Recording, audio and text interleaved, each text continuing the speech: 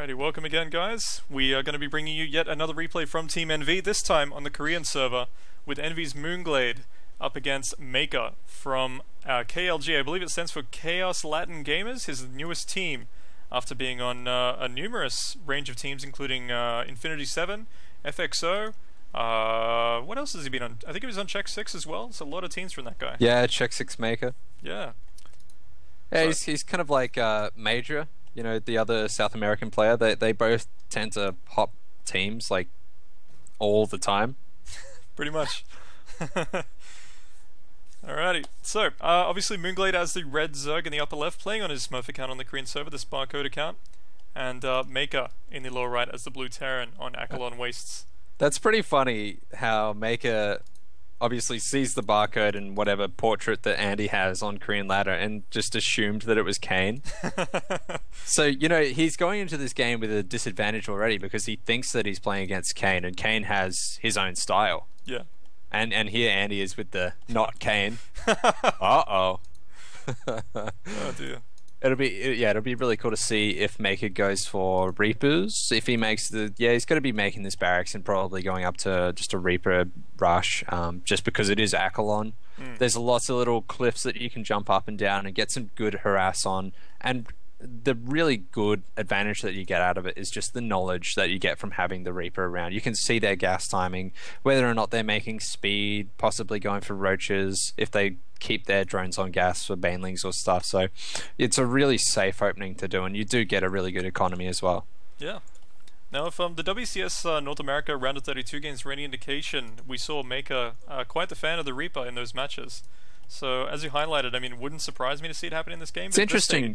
Yeah, it's interesting that he hasn't actually taken gas. Yeah. So he might be going for a standard 1-Rax expand, or he could even take the 15 gas that has been quite popular in some builds. But it looks like he'll just go for a gasless expansion. Yeah. Get a Marine out, be fairly safe as well. So he's not going to die to any early shenanigans, but at the same time, Glade's just going for the standard hatch first, pull, gas build. Now Maker choosing to drop that command center on the low ground as well. Not afraid of any lings or anything like that. Even shooting down the rocks. This Marine just wants to get into it. He's going double gas. So double gas at this timing can be used for relatively fast Hellions, but it can also indicate... So there's a lot of early rushes that you can do with like Marine Tank, or even double factory Hellions, maybe like Blue Flame Rush, or even the infamous Hellbat drop. So there's a lot of versatility with this build, and it'll be really interesting to see which route he takes. Yeah. Now, what we did see when these two faced off in the MLG, the WCS qualifiers facilitated by MLG, was on, I believe it was on this map against Maker.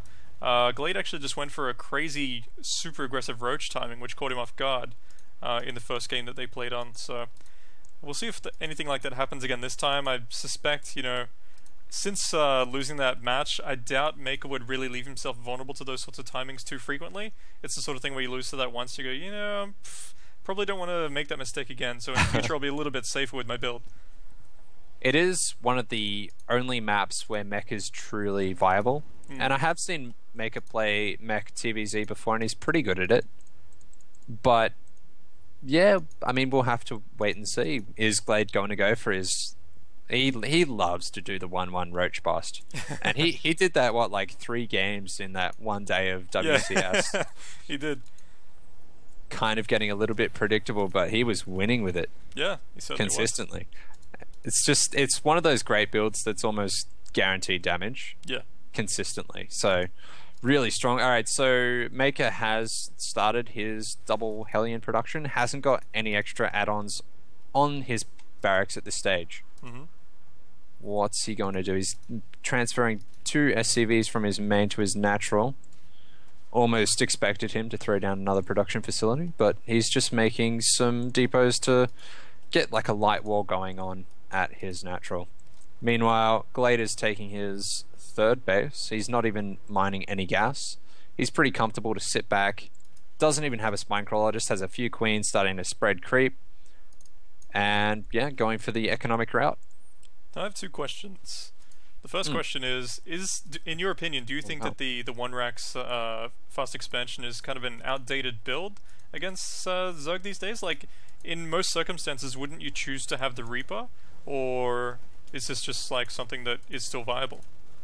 I think it's still viable. It's kind of just a stylistic choice. Yeah. So with CC first on this map, you'd leave yourself kind of open to early timings and early aggression. And with Reapers, there are some really strong like Roach and Bane follow-ups that can catch you off guard. With Rax and then CC on the low ground, there isn't really that much that Zerg can do to punish you. Okay. And you still get a really good economy. It's just a little bit slower than CC first, which is why a lot of Koreans tend to favor that build. Fair enough. It's kind of like, you know, it does what it does well, but it's not as good. So like everything that gasless CC off Rax first does, like any other build, might do better. Yeah. Alright, so my other question is, again, this has probably got a lot of different answers, and it may very well be a stylistic choice as well. But is it pretty common for a Zerg to take their third in this western location rather than down behind the rocks? I mean, obviously it's going to take Zerglings a very long time to break those rocks down. But is this something we see really frequently? Because, I mean, I haven't seen a lot of professional matches in Heart of the Swarm yet. Yeah, it's almost done every game. Okay. It's really very easy to swing your army between the Nat and that western third. True. Whereas it can be a bit harder to sort of navigate between the Nat and the third behind the rocks. I mean, on paper, and like if you're looking at the map purely from like a top-down perspective, it does seem like, you know, that third behind the rocks would be the natural response. But it's actually a longer distance and more distance to cover. So we tend to see it taken as a fourth, and it's a really easily defendable fourth as well. The only problem is it can be a bit hectic when good Terrans start dropping everywhere. Yeah.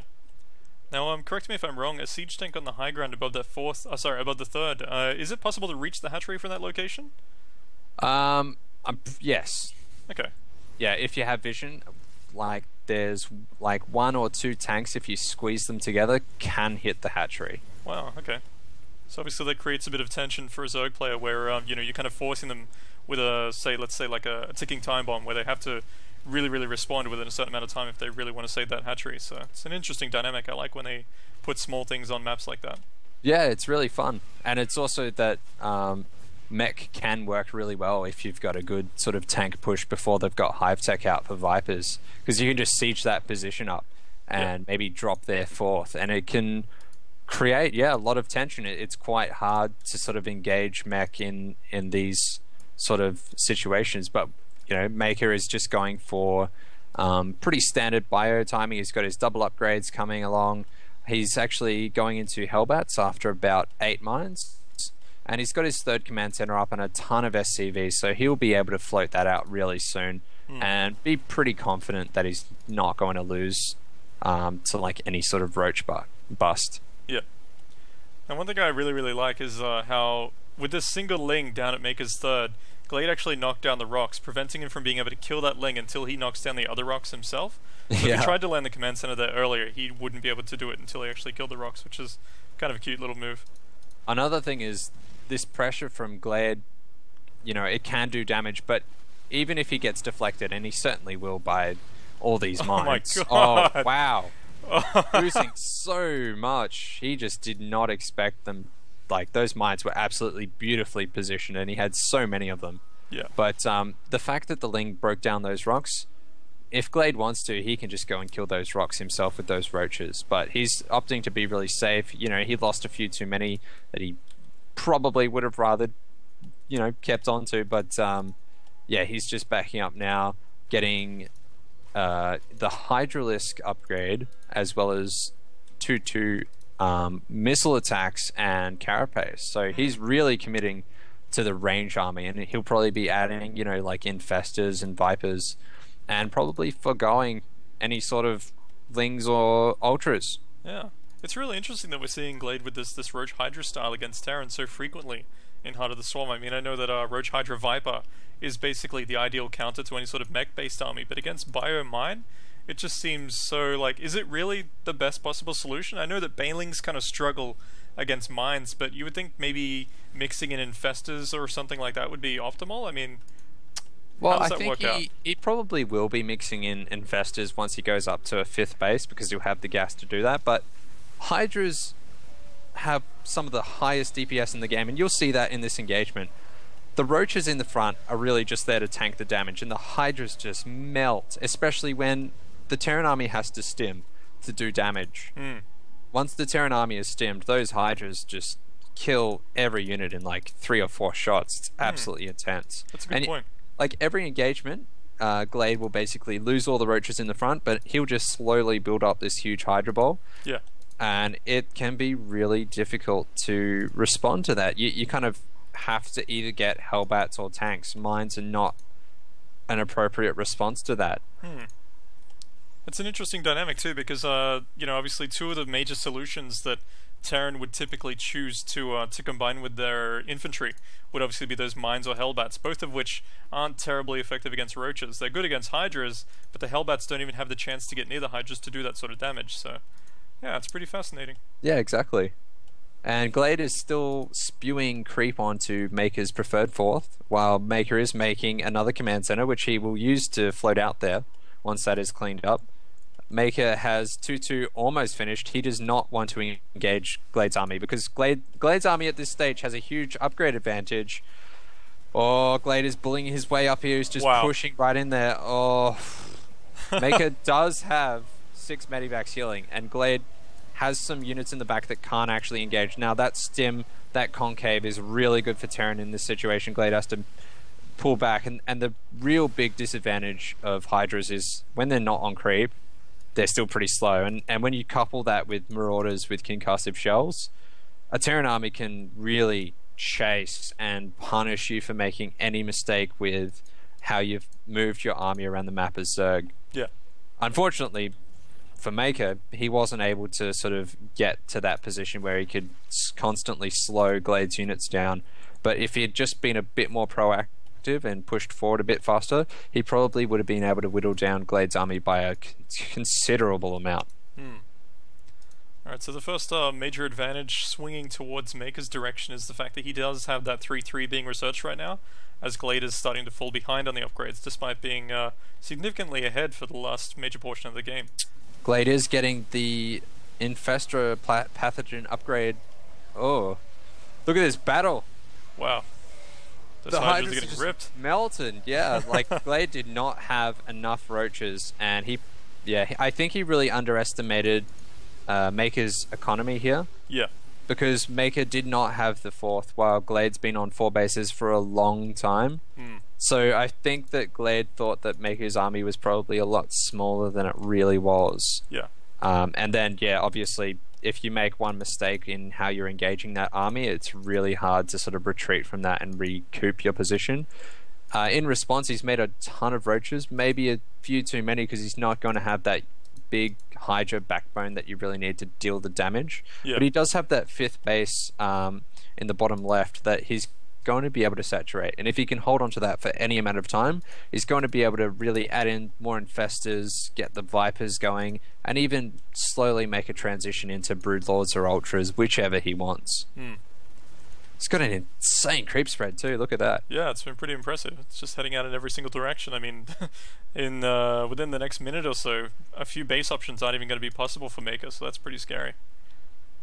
Yeah, no kidding. He's not going to be able to touch the top right base that he'd love to be able to expand to. Yeah, exactly. Just as long as Andy or Glade keeps a hold of his creep spread, and he is doing a marvelous job. I can see a couple more factories on the way now for Maker. Is this for mines or tanks, do you think? 2 extra factories on the way. So those will probably be for tanks, I would assume. Like, he's probably going to want to add in a lot of tanks just to sort of deal with the roaches and the infestors. And I mean, those factories are going to be really good for whatever mOOnGLaDe decides to produce in the ultra late game as well, because you're going to be able to counter ultras with Thors or even Broodlords, whatever. You really want to have that investment in production where you can be flexible with your army and be flexible with your army composition late into the game. And that's why you see them, Terrans tend to add, hold on a minute, mOOnGLaDe is going to be really aggressive here. He gets a couple of medivacs, Maker swoops around the side. Both armies are maxed out here, so this is really looking like it's going to have to come down to some perfect fungals if mOOnGLaDe wants to win this engagement. This Terran army does have 3-3 upgrades, and it's going to be a massive battle. Big fungals going down on the Marines. The Roaches in the front doing their job really well, soaking up the damage while the Hydralisks are going to town, but another really big fungal doesn't quite kill everything off, but the medivacs load up. They got a boost away. There they go. Wow. mOOnGLaDe is still maxed out, and Maker went down to like 130 supply. He's now up to 163 after starting another production cycle, but you've got to say that mOOnGLaDe is by far ahead now. Yeah, those fungals carried, man. That was insane. Oh, this drop is going to get countered by these Hydras, but there is a Hellbat in the front soaking up a lot of damage. The bio does manage to land, but he's going to be able to load some of it up into the medivacs and get out. As long as he doesn't lose that medivac force, he can keep being aggressive. Oh, there is a huge bio counterattack down into mOOnGLaDe's 5th. This is a very sharp move. This is exactly what Maker needs to do if he's going to stay into this game, because you just need to control Zerg's gas. Alright, so it looks like Maker wanted to take that base in the upper right corner of the map, but not quite sure what's happening. He decided to fly his command center up there from the natural, and then now he's sending it back to the natural again. So I think that was a bit of a mistake. No, that was an orbital, but he wants to land a regular command center and make it into a planetary. Oh, of course, yeah. So yeah, so he got a couple of mules out, and now he wants to put his planetary down, but that creep is going to be so annoying. He needs to clear the creep tumors and then wait and then land it, and meanwhile mOOnGLaDe has a huge Hydra army. He's starting to add in corruptors so he can deal with the medivacs, and he's got some infestors with a lot of energy. Here come the fungals. Snap. There's really nice fungals, locking those bio into position. The Hydras are going to town. Doesn't have many roaches in front. The bio is doing a really good job at killing most of these Zerg forces. Huge concave now. Wow. Wow, yeah, the infestors are out of energy. The Hydras cannot run against Marauders with concussive. They're going to be able to be chased down. You know, that position on the low ground was just so beneficial for Maker. It looked like mOOnGLaDe was really starting to swing ahead there with those fungals, but suddenly out of nowhere, the most monstrous concave. That was really cool. Yeah, I'd say overall, from the start of that fight to the finish, it was pretty even. mOOnGLaDe not in the best position after those infestors ran out of energy. Now, if he'd had like maybe 2 more infestors, he could have locked down more of the bio. It's really about sort of finding a place that's beneficial for you to engage, where you can lock half of his army out, deal with one half, and then go on to the other half, which is really badly bruised. If you can do that, it's pretty gross, but Maker playing this really nicely now. He's moving out to mOOnGLaDe's 5th again. Keep calling him by his name. Know him too well. It's just a force of habit. But yeah, he's got a lot of Hydras. He's got the high ground advantage. Wow. And he's throwing out infested Terrans because he does not have enough energy to pull out the fungals. There's some decent damage going on by both sides, and he's got a lot of medivacs, but just not enough brute strength on the ground to really push his way through. But now look, Maker has his own 5th at the top right, whereas mOOnGLaDe, he's not really making any use out of this base in the bottom left. Yeah.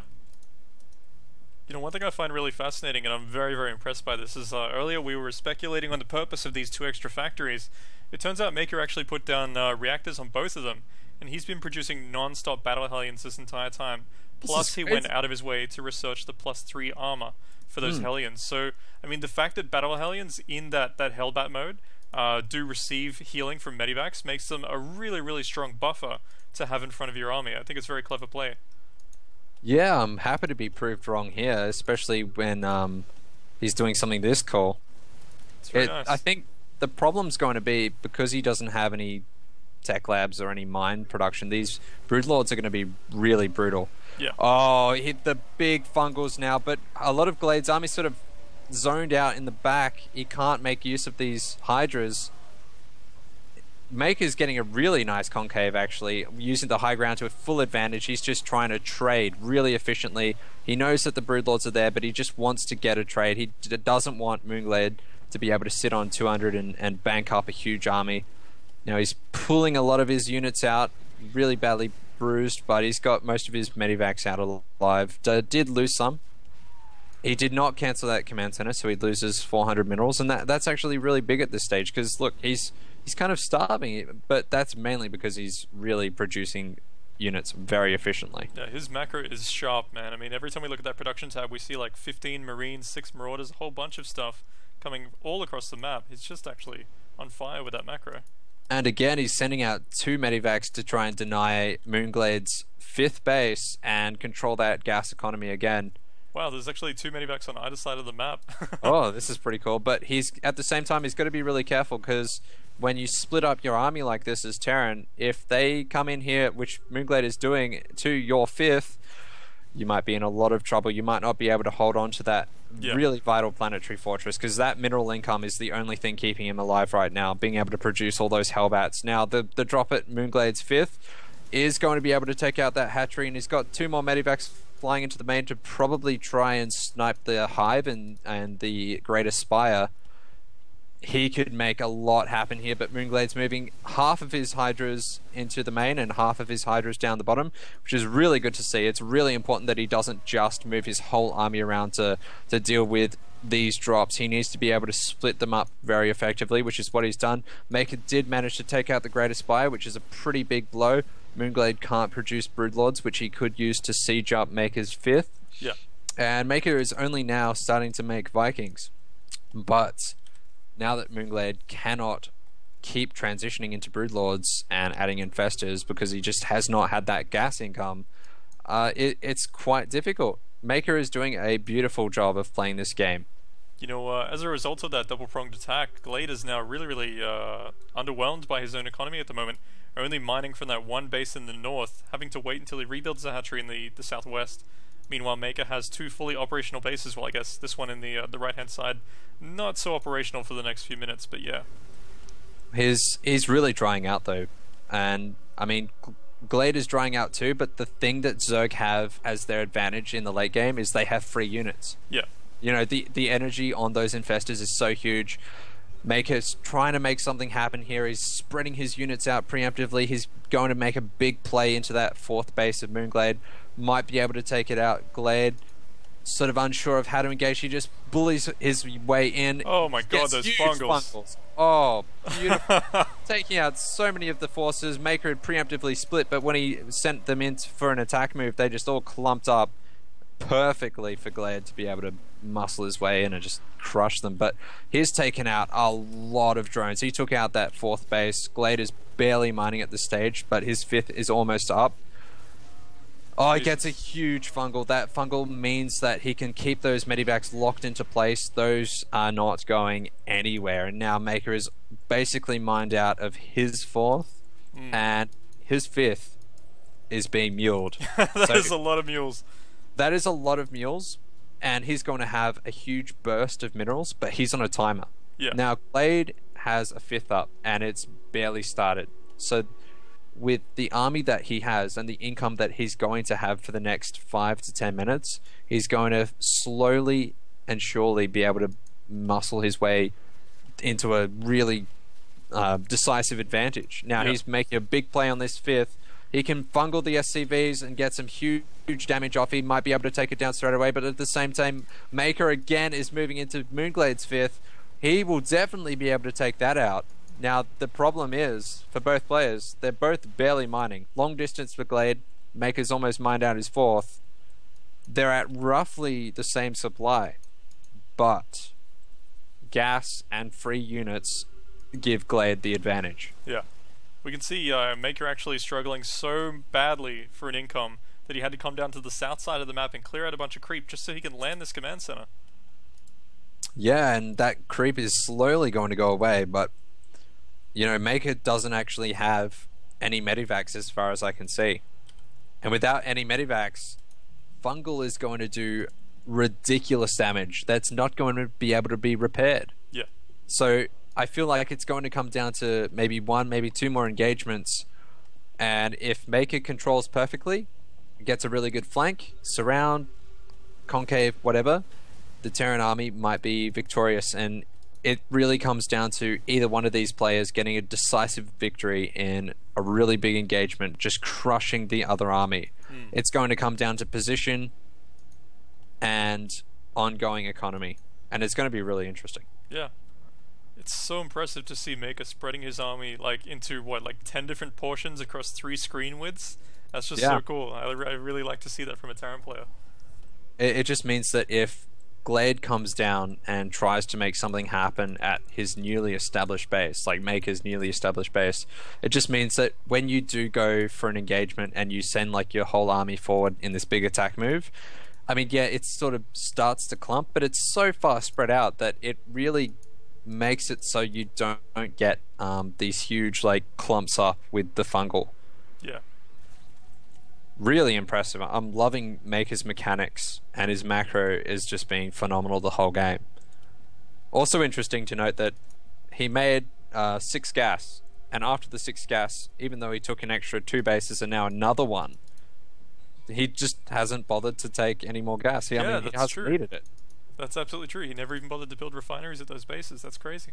And he's just slowly banked up maybe 5,000 gas. If he can hold on to this new base for a long time and maybe even establish another one, he can transition into air, you know, get Ravens, even get battle cruisers, and just play the long game. It's just going to come down to how he can control the map. He's got another drop coming into mOOnGLaDe's 5th, but that's just going to be deflected. He can't make anything happen there.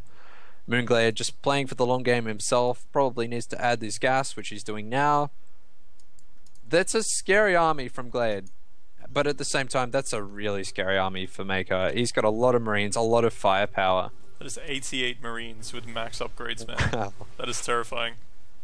I kind of feel like mOOnGLaDe might be well advised to start getting his melee upgrades and going into ultras, because ultras would rip this army to shreds. Yeah, splash damage is definitely his best friend in this circumstance. And man, all those full energy infestors, they're going to be helping a lot when it comes down to fight. Maker's doing something a bit cheeky, trying to take the center left base, but a little bit of his army gets sort of zoned out by a fungal and taken out. Meanwhile, he is preventing mOOnGLaDe from expanding to the top right. Very close cancel there. Yeah. I think there was like a Marauder concussive shell flying towards the hatchery as it cancelled. And Maker is doing a really good job of scanning and just clearing creep. And it's something that he's done all game well, is really only been where his army can be without being caught out. Like, he's never extended too far on creep. He's very patient, but big my god, the engagement, infestors. catches all the infestors out, kills like 4 of them for free, but there are still 3 almost full infestors. The Hydras are going to work, and the bio is sort of zoned out from its own medivacs, just getting cleaned up so efficiently.